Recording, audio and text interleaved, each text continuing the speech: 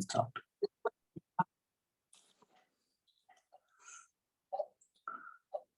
Om Sahana Bhavatu Sahanau Bhunaktu Sah Viryam Karavavahai Tejasvinavadhitamastu ma vidvishavahai. Om Shanti Shanti Shanti. Om Bhadram Karnebhi Shrunuyama Devaha Bhadram Pashyemakshabhiryajatraha Sthirairangai Estuštuvagum Sastanubhi Vyashema Devahitam Yadayuhu Swasti na Indro Vridhashravaha Swasti na Pusha Visvavedaha Swasti nastarksho Arishtanemihi Swasti no Brihaspatir Dadhatu. Om Shanti Shanti Shanti.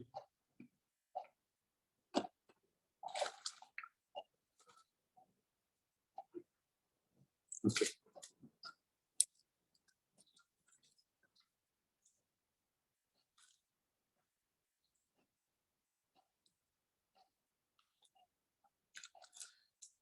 So could you please share that screenshot?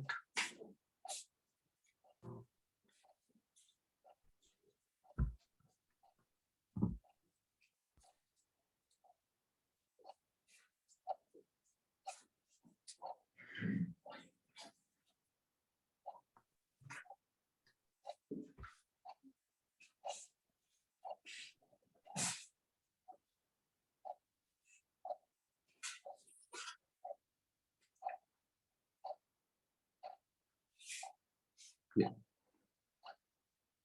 So today we will be discussing about one of the Itihasas, the Ramayana and the two Itihasas, Ramayana and the Mahabharata. So we will be discussing about Ramayana. As you can see, it's rounded with a green circle. So it is one of the Smriti Granthas, and they are called Itihasas because they actually happened. And Itihasa also means kind of a history. Itihasa. This is how it happened.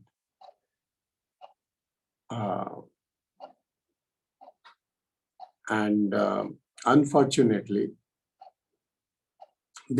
these two epics are known as mythological stories, and it's a very derogatory word. Mythological means it's a myth. Myth means it's imaginary stories, and that is being propagated.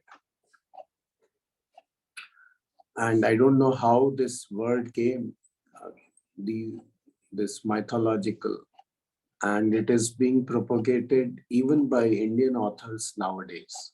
Even the famous authors, they use the same term.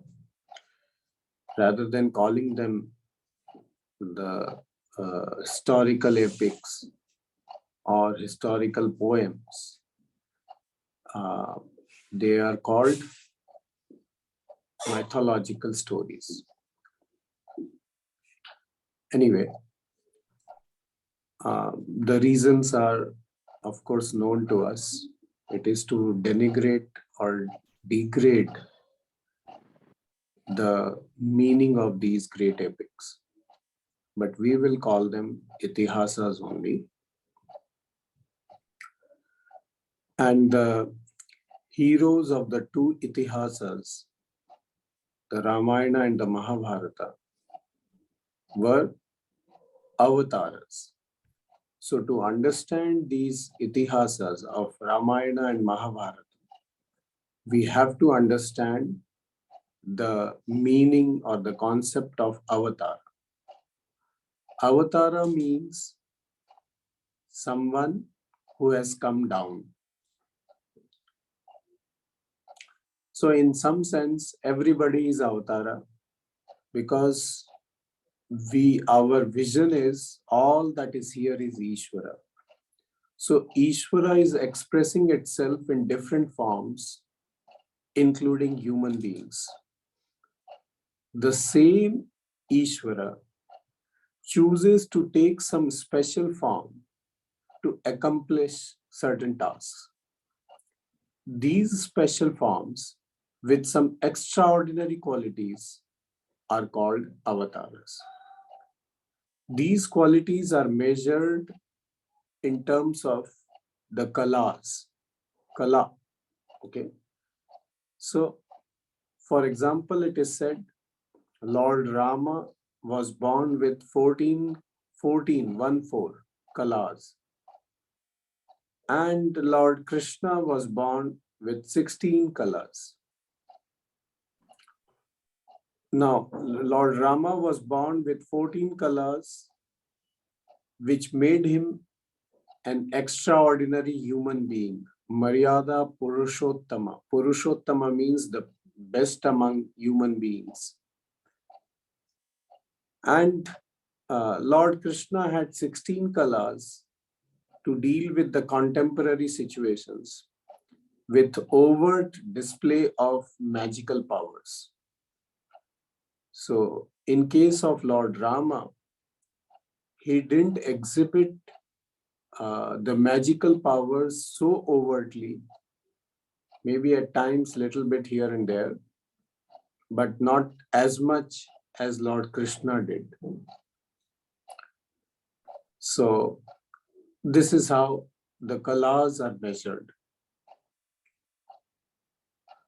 Now, Ramayana was originally written in 24,000, roughly, approximately, Sanskrit verses by Rishi Valmiki.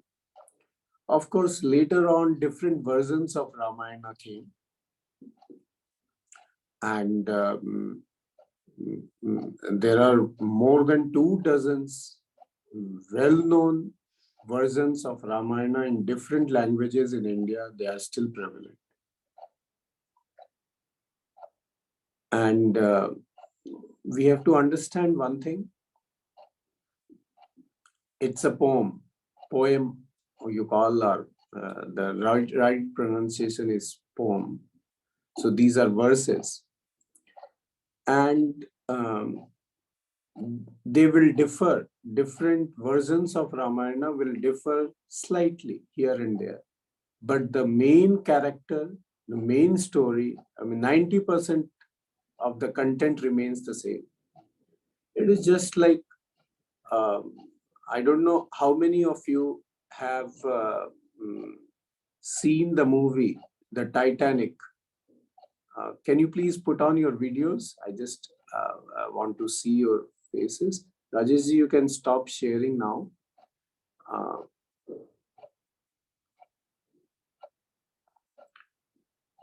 So, how many of you have seen or heard about the movie The Titanic? Okay, fine. Now, the movie The Titanic talks about something which really happened in the last century. Okay. But definitely the movie is not 100% depicting all the series of events, what happened in the Titanic. Yet it covers a major portion of it, isn't it? Now, similarly, the different versions of Ramayana in the poem form, they may not be covering the details of what happened in Ramayana during that period exactly 100%, but definitely a large percentage of it is covered by all of them. So that small variation will always be there. when we that is what is called as poetic license.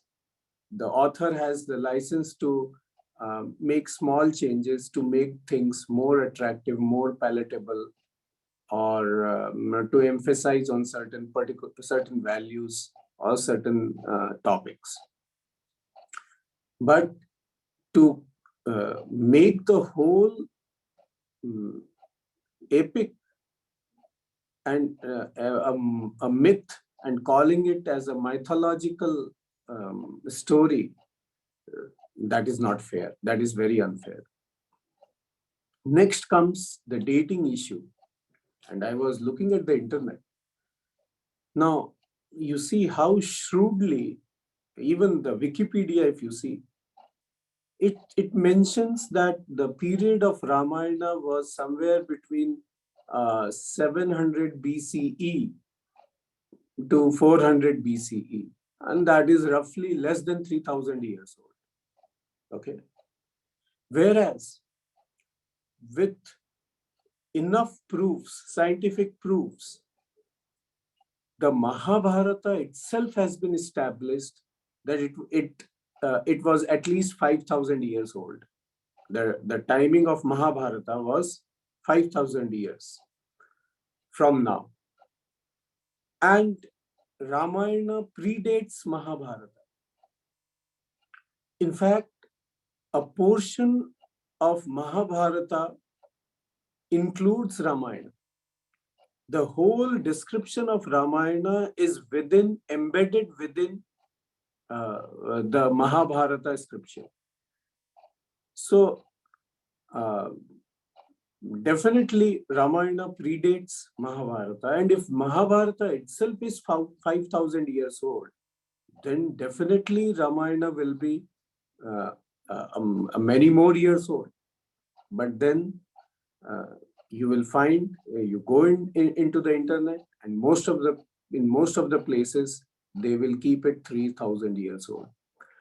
They have a problem to make things less older or closer to the biblical scripture, because if they accept that these are very old epics or scriptures, then they will enjoy more authenticity or more, I will say, they will be more valuable compared to some other scriptures of some other faiths. So they don't want the story to be very, very old, so that they enjoy the contemporary status, and they say, okay, your faith is 3,000 years old, our faith is 2,000 years old, so it is around the same time. So this is the reason they are stingy about making the dates older. They want to keep it less and less old. So this is about the issue about the dating. In fact, in Ramayana, the dates are decided according to the description of Valmiki, that when Rama was born, there was a particular planetary combinations. 4 of those planets were exalted, and that combination happened roughly somewhere between 9,002 years from now to 9,003 years. 9,300 years. 9,200 to 9,300 years. So approximately we will say 9,300 years. So Ramayana must be at least 9,300 years old. At least. Why at least? Because that combination of planets repeats every 9,300 years. So whether it happened, Ramayana happened in the latest 9,300 year cycle or the previous one, we don't know. So even if it happened in the latest one, still Ramayana is at least 9,003 years old. At least, when I am using the word at least, it doesn't mean it is that much. Okay. So this is about Ramayana. And you see, life is full of surprises, both pleasant and unpleasant. Only the inner resilience, with the inner resilience, we can deal with them without getting paralyzed. We need immunity from fear, lust, greed, delusion, rage, arrogance, jealousy, etc. And that makes us resilient. So if we are swayed away by these emotions, then we are no more resilient. And what we get is, how do we get this immunity? This immunity by immersing ourselves into these emotions, into those emotions, by hearing the katha of story of, or the story of Rama, his extraordinary actions displayed in difficult circumstances, helps us identify with those emotions which are antidote to the negative emotions. So listening to Ramayana with an open heart is a therapy in itself. It protects us from all those negative emotions, and protecting from those negative emotions help us to become resilient and face different situations in life. Now we will talk about some of the highlights of Ramayana. Well, in India and elsewhere also, they say Lord Rama followed the dictates of his parents and went to the forest. So he obeyed the parents and went to the forest. Correct? In Hindi, they say this, the Pitri Agnya.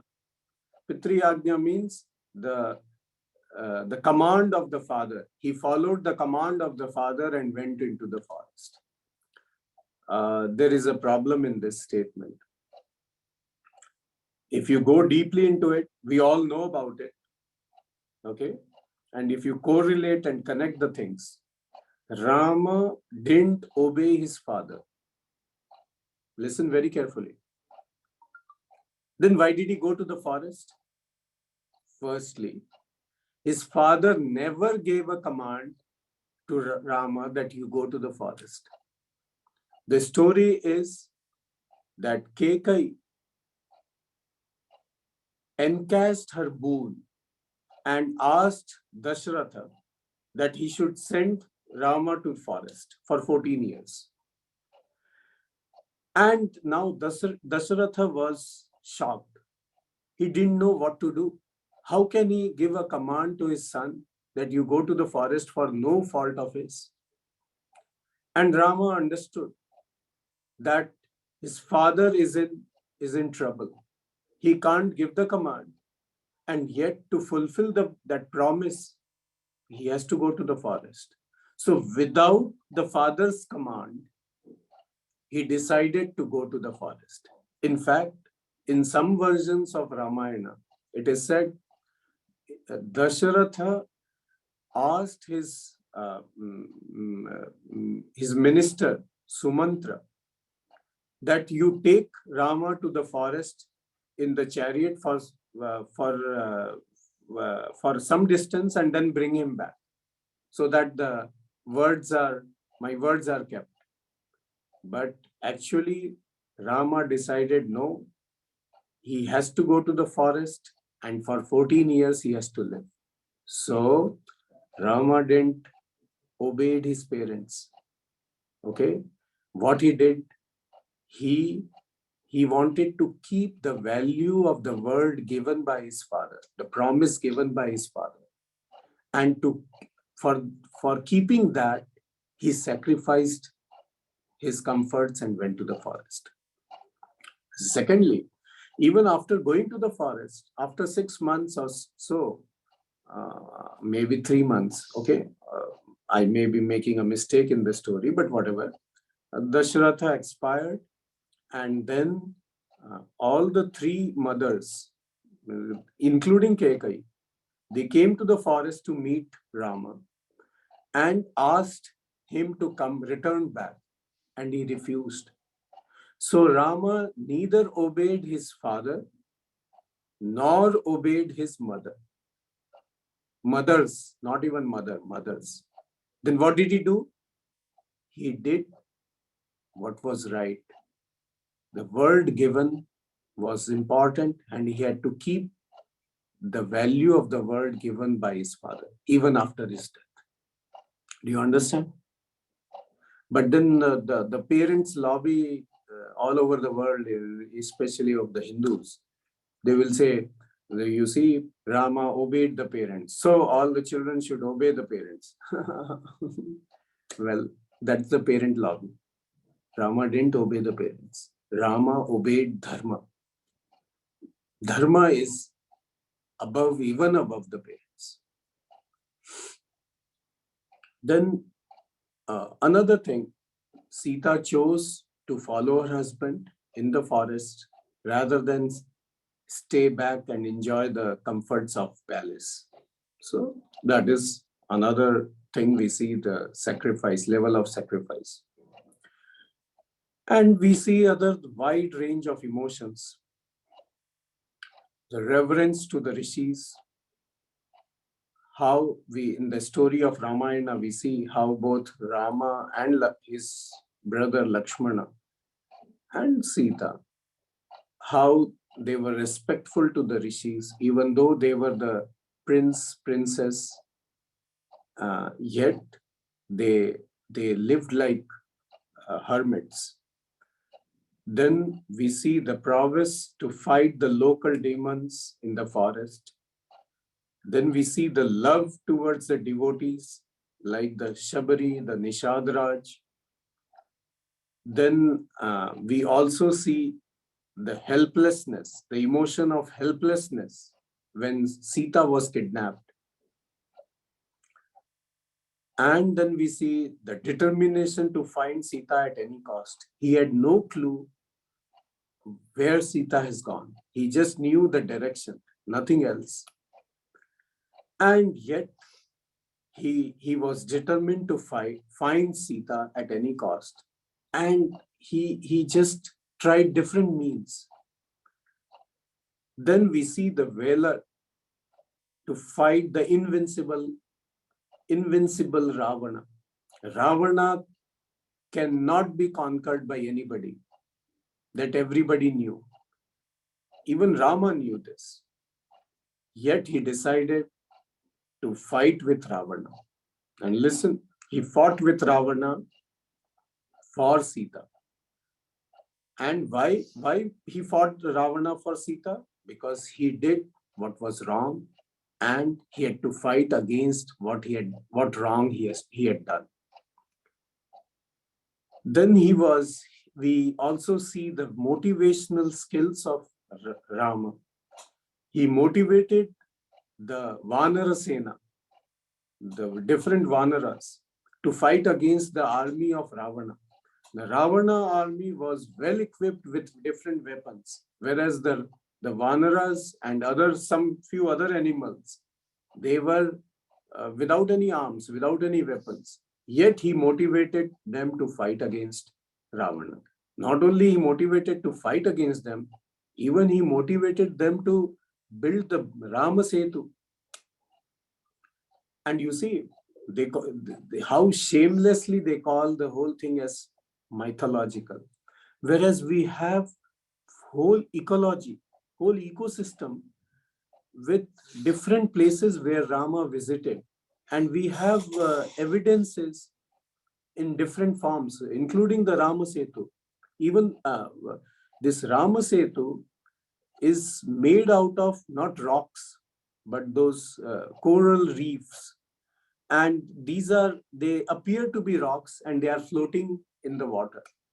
So the story that the stone started floating in water gets correlated in some ways, and yet you deny the whole thing. You say it's myth. Rama was never born. Nothing happened. I can even say uh, Netaji Subhash Chandra Bose was never born. Gandhiji was never born. Nehru was never born. Why? Because he was. I didn't see him. Just because I didn't see him, he was not born. What silly thing it is. So this is how we see different emotions uh, of Rama in Ramayana, and he didn't play as a godly figure, or I don't want to use the word God again. Oh, I changed the word. He didn't play like an almighty or like a powerful person, as in the case of Krishna. You see, in the story of Mahabharata, and when we discuss about Krishna, he he overtly showed many miracles, like he he lifted the Govardhana Parvata, that mountain, the hillock, with his little finger. That is a very overt expression of magical power. Okay, dancing on the snake, the three-headed snake, is that also requires some magic. But lifting the mountain definitely is a very overt display of magic. Then he showed his Vishwarupa. He showed it twice. Once in the court of uh, mm, um, Dhritarashtra, when he went with that peace treaty, Sandhi Prastav. And second time he showed it to Arjuna. So these were overt display of his magical powers. Whereas in case of Rama, there are no overt displays of magical powers, except that that Ahilya was liberated, the stone changed into the lady. But then that is again attributed not to his magical powers, but to the powers of the rishi who cursed Ahilya. In fact, he was very much a human being. That is why he cried when he couldn't find Sita, when Sita was kidnapped. So it was a very humanly emotion. Whereas in case of Lord Krishna, we never find a mention where Krishna cried or felt helpless. He never showed those emotions. In case of Rama, Purushottama Rama, those emotions are seen, just to tell us that you can be a human being and yet you can be extraordinary based upon the values you follow. So we try to mirror the qualities of our hero, Lord Rama. And if Rama is our hero, we tend to mirror his qualities too. So let us not be ashamed of Rama. Let us be proud of Rama and say, Jai Shri Ram. Om. So this is about the highlights of Ramayana. I have been following the syllabi, whatever the Bal Vihar students are following. So I'm covering those topics so that the parents also, in case some of their children are part of that Bal Vihar, so they should also know as a parent about those that syllabi and understand so that they can discuss it at home with their children. So in that, Ramayana was there, and maybe next time or some other time we'll also include Mahabharata. So a broad overview of Ramayana. So with this, even though it's a shorter session, but I stop here and open the session for the question and answers. Let us discuss.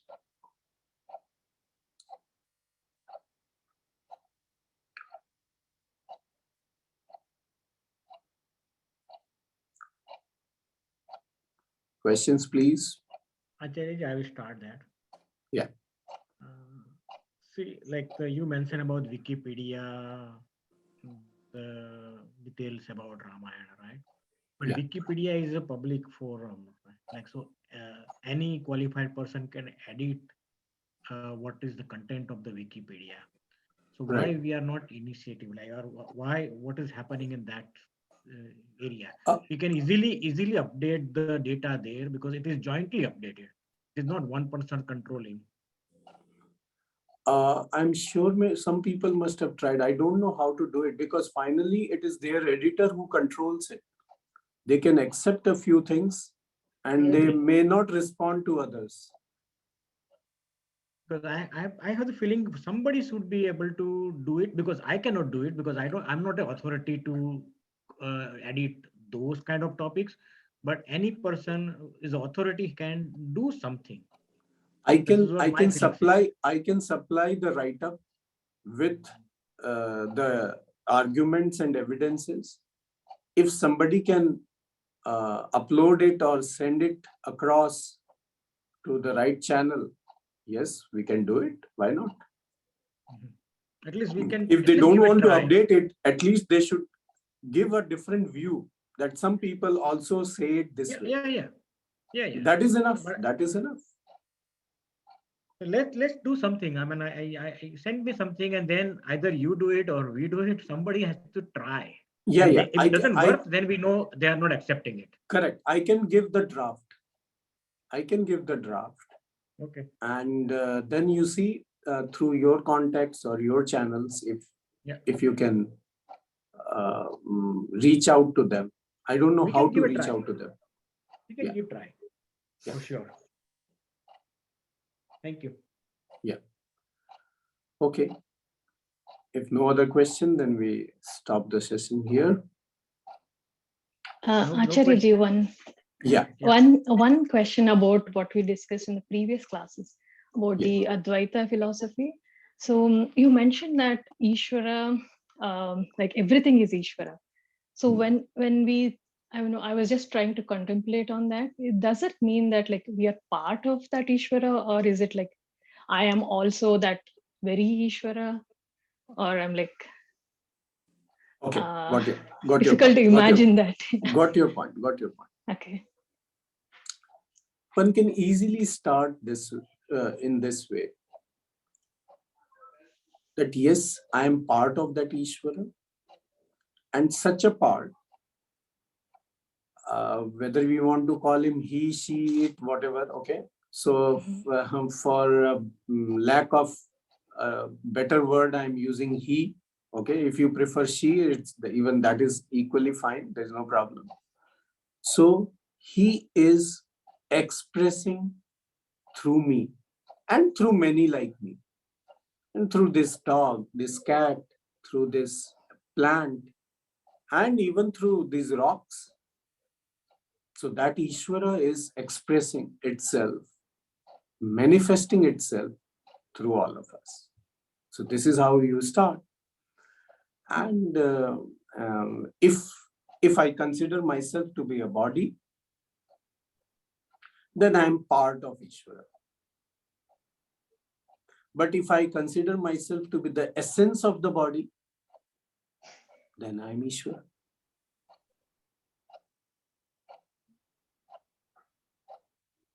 Okay. So it's so simple. Yeah. So We when we can, say that, mm, yeah, please. Go when ahead. we say we are seeking God, or when we saying like trying to find the truth about God, then who is it that is seeking? Because Ex- if I consider myself Ishvara, Well, are you seeking or not seeking? If you are seeking, then you are Mhm. a limited being. You are part of that God. Okay. And if you are not seeking, then there could be two reasons. You are not interested. That's another thing. Or you are interested and uh, the seeker and the sought are one and the same. Mhm. Okay. So Okay. we don't mix it up. What I really feel only I will know.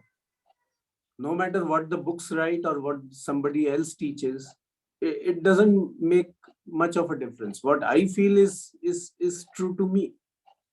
So if I feel that still I am a body, I don't see myself beyond the body, I don't see myself the whole.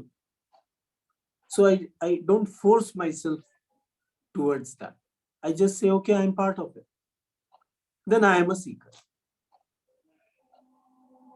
I am a seeker. I want to know that Ishvara. I'm not using the word God, mind it. I'm seeking that Ishvara. Let that understanding come whenever it has to come. Right now, it is not coming. Accept it. Is it clear? I mean, did I answer the question? Yeah, thank you. Okay. Any other question? Just so you mentioned about the essence. So what exactly do you mean when you say the essence? The essence of gold jewelry is gold.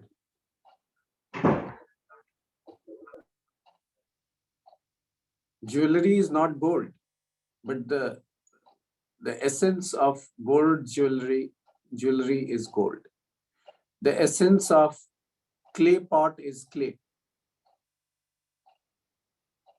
So that is the essence.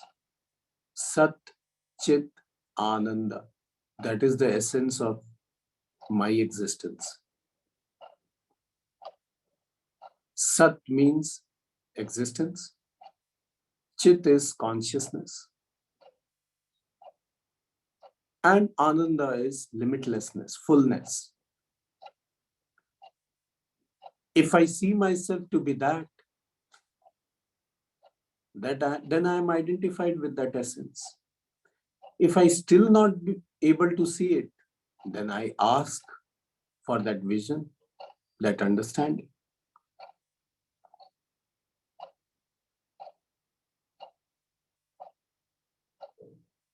The essence of thoughts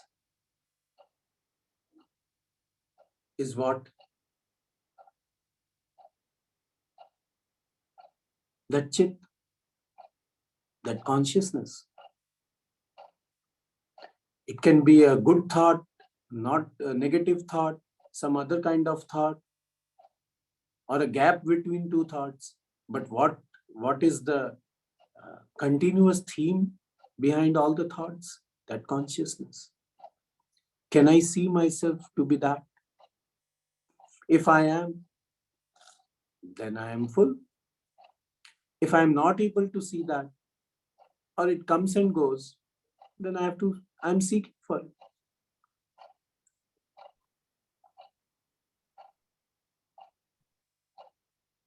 Did I answer your question?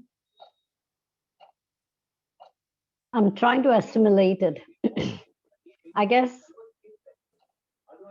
I know intellectually, I know what you're saying. Right. I'm trying to translate that internally. Right. So, as I said, intellectually, I know what you're talking about, but it's the assimilation of what you said is when I think will make a difference to me. Yeah, and you see, uh, uh, it's sometimes habitual. We are so habitual to see ourselves to be just this body. It comes naturally to us because we are trained and it is ingrained in us. Body includes mind and other faculties, everything. Okay. Right. To come out of that requires a lot of retraining. Even if you understand, still to come out of it requires a lot of training. True. So that is the thing. It is like, you see, if I'm addicted to a drug, and if I assimilate that this is not good for me and I must give up, do you think it is easy to come out of it? No, no. That is why there are so many de-addiction centers all over the world. People are struggling. And in most of the cases, the patients know that they have to come out of it. Even they are determined to come out of it. Yet it's not easy. Yes, true. Similarly, we are addicted to a particular kind of thinking. That's a reality for us. So even if we want to come out of it, it's not just by wishing it, it will happen. So it's a de-addiction journey. Right. That's all. Okay. Thank you. Okay. Om Purnamadah Purnamidam Purnat Purnamudachyate Purnasya Purnamadaya Purnamevavashishyate. Om Shanti Shanti Shanti.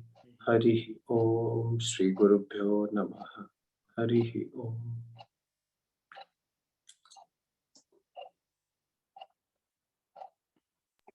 Thank you, Guruji.